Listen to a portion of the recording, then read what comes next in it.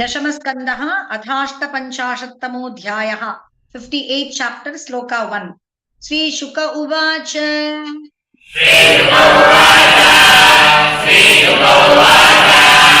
एकदा पाण्डवान् द्रष्टुं प्रतीतान् पुरुषोत्तमः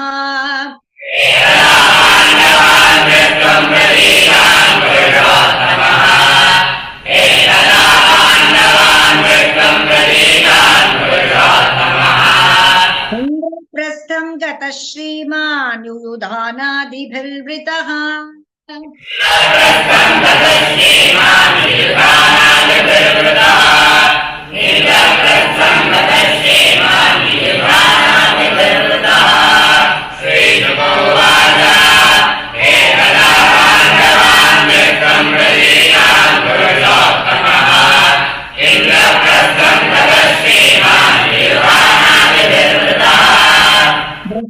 तमागतं पार्थ मुकुन्दमखिलेश्वरम्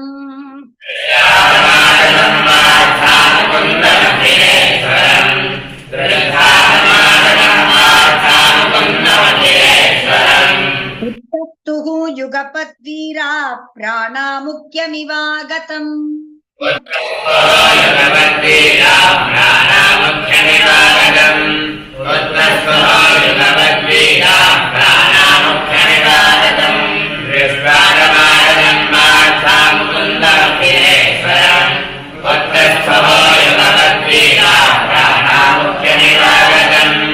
परिव्रज्याच्युतं वीरा अङ्गसङ्गहतेन सह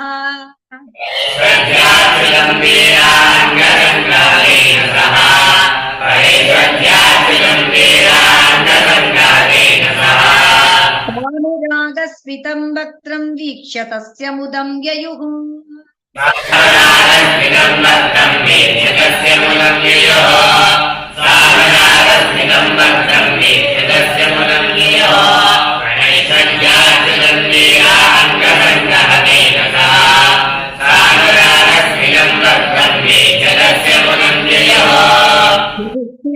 भीमस्य कृत्वा पादाभिवन्दनम्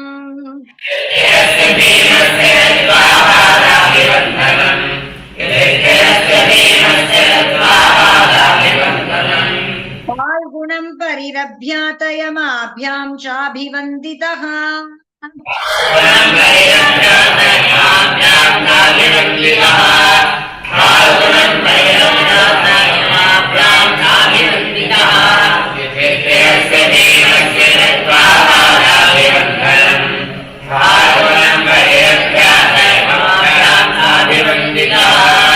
परमासन आसीनं कृष्णा कृष्णमनिन्दिता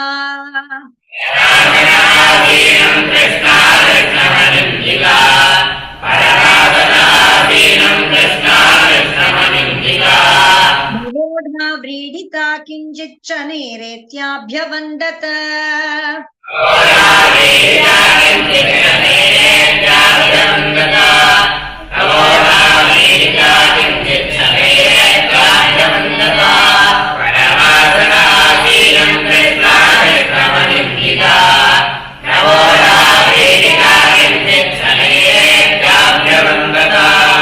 तथैव सात्यकिः पार्थैः पूजितश्चाभिवन्दितः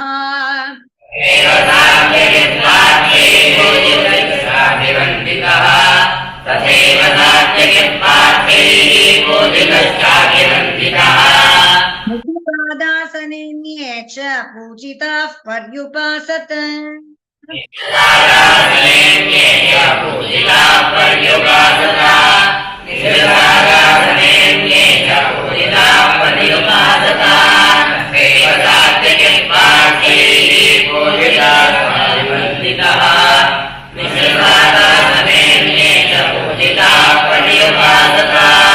प्रभुन्तमागत्य कृताभिवादनः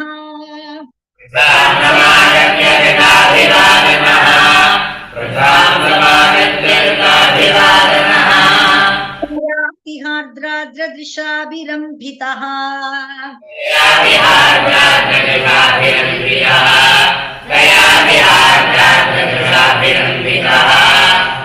परिपृष्टवान् तां कुशलं सहस्नुषाम्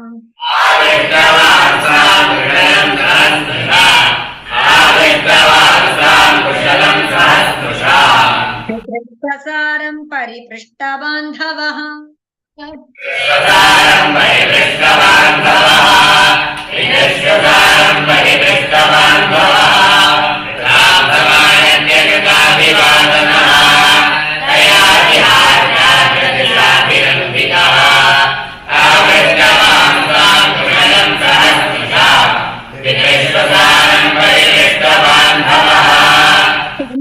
प्रेम वैक्लव्य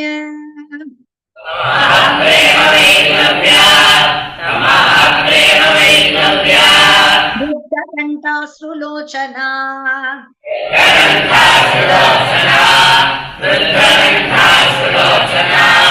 नरन्तीतान् बहून् क्लेशान् क्लेशापायात्मदर्शनम्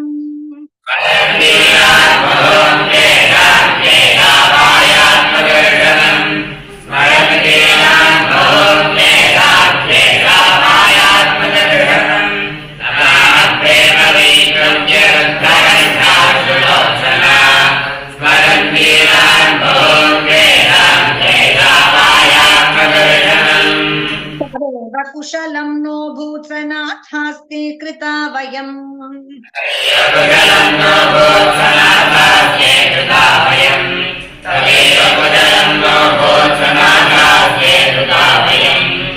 नातीन स्मरता कृष्ण भ्राता मे प्रेषितः स्वया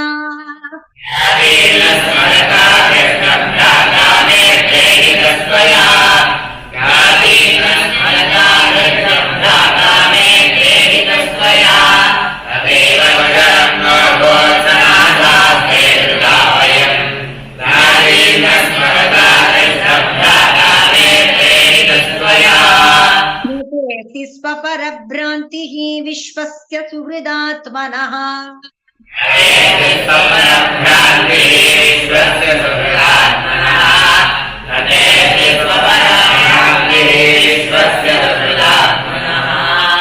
तथापि स्मरतां शश्वत् क्लेशान् हंसि हृदि स्थितः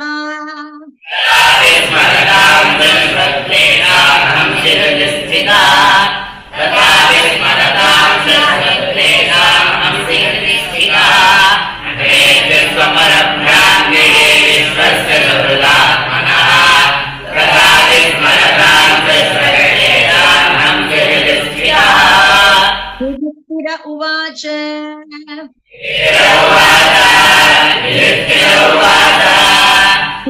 आचरितं श्रेयः न वेदाहमधीश्वर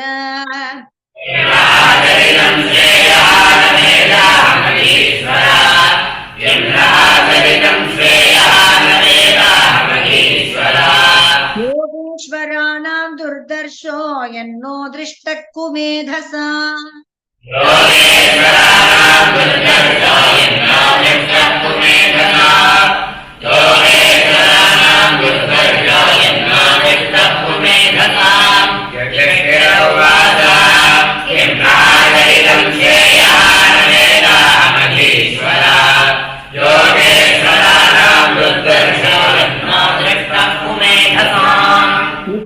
वार्षिकान् मासान् राज्ञा सोऽभ्यर्थितः सुखम्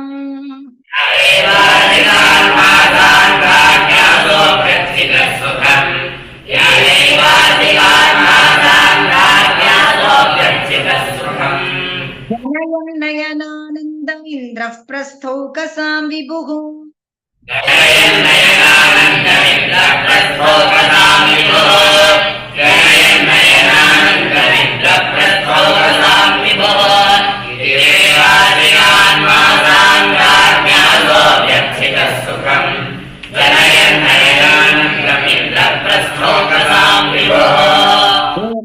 रथमारुह्य विजयो वानरध्वजम्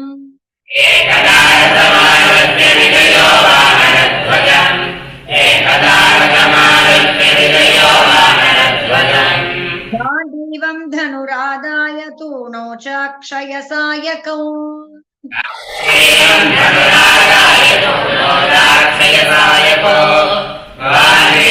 धनुरादाय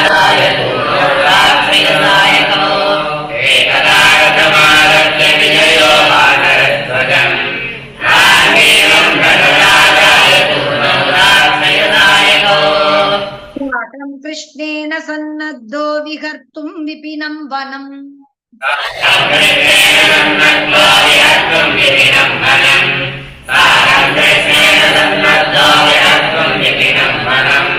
बहुव्यालमृगाकीर्णं प्राविशत् परवीरः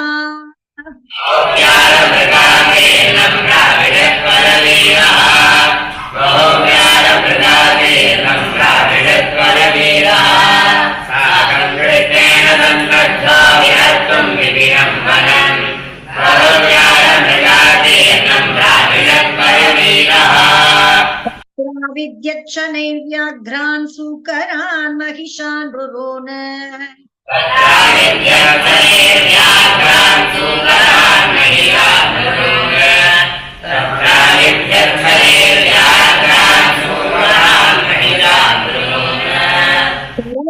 गवयान् खड्गान् हरिणाक्ष शल्लकान्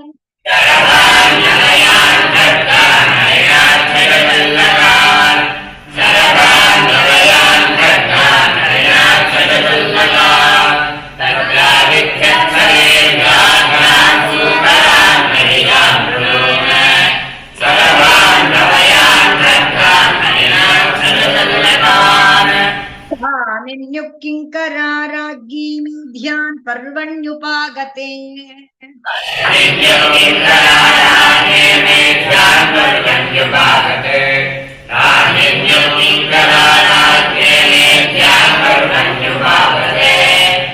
परितः परिश्रान्तो बीभत्सुर्यमुनामगात्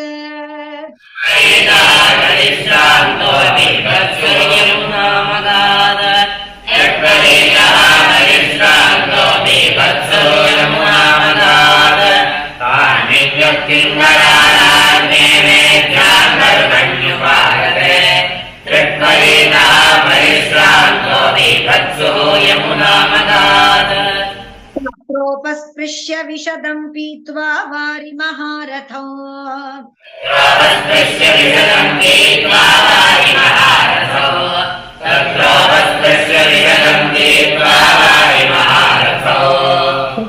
ददृशतु कन्यां चरन्तीं चारुदर्शनाम्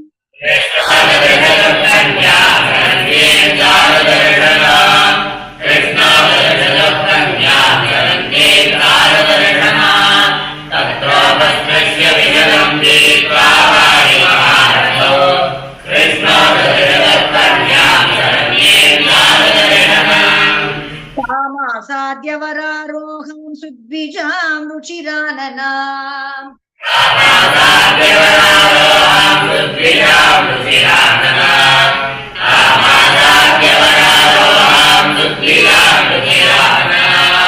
अप्रत्यः प्रेषितः सख्या फाल्गुनः प्रमदोत्तमा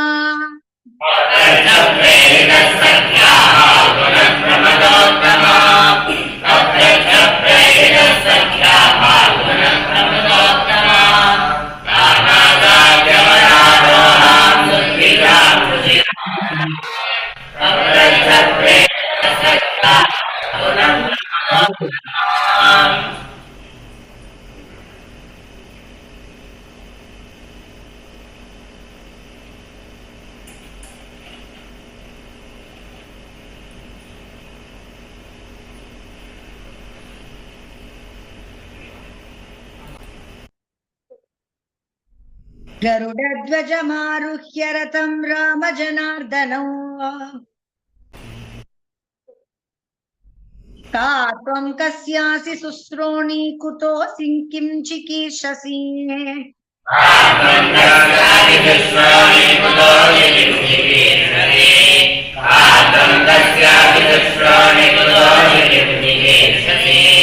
मन्ये त्वा पतिमिच्छन्तीं सर्वं कथय शोभने Krishna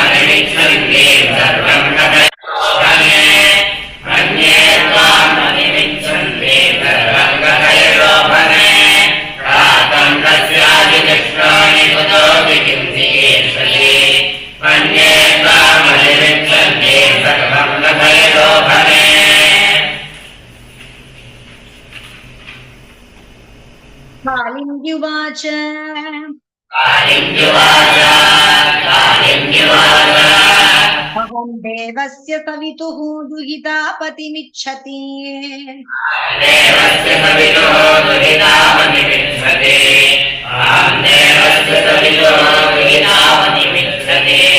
विष्णुं वरेण्यं वरदं तपः परममास्थिता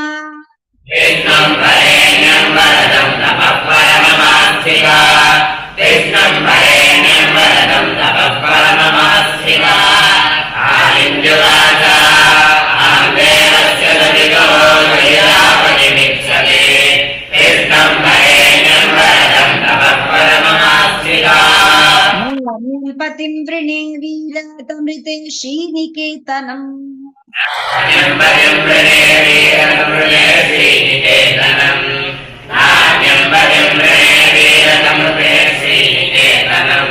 शिष्यकामे स भगवान् मुकुन्दः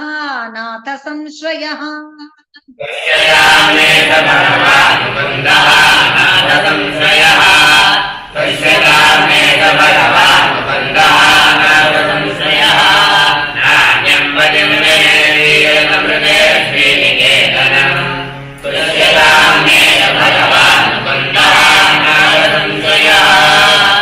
कालिन्दीति समाख्याता वसामि यमुना जले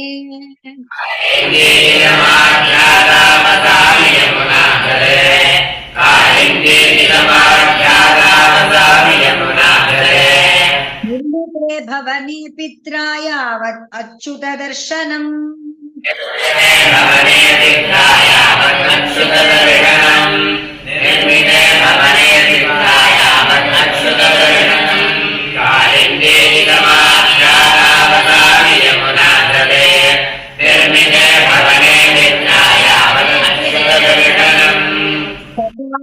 गुडाकेशो वासुदेवाय सोपिता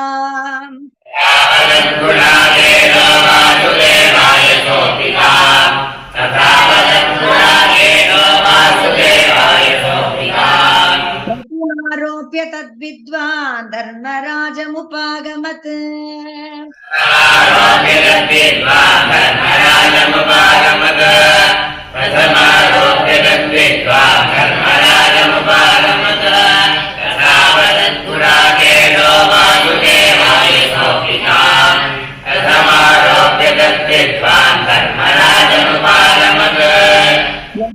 कृष्णः सन्दिष्टः पार्थानां परमाद्भुतम्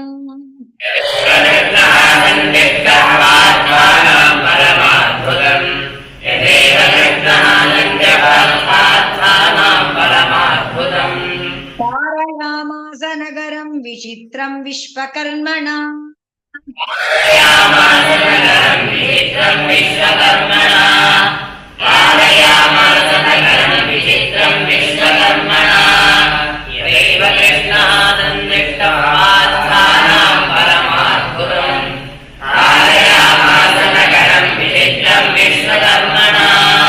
भगवान् तत्र निवसन् स्वानां प्रियचिकीर्षया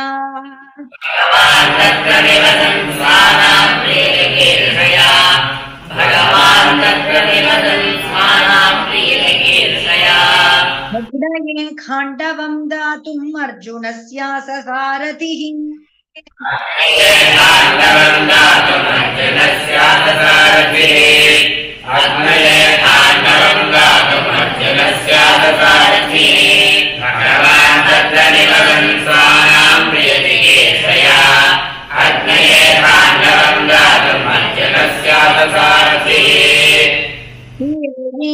नमः श्री हरये नमः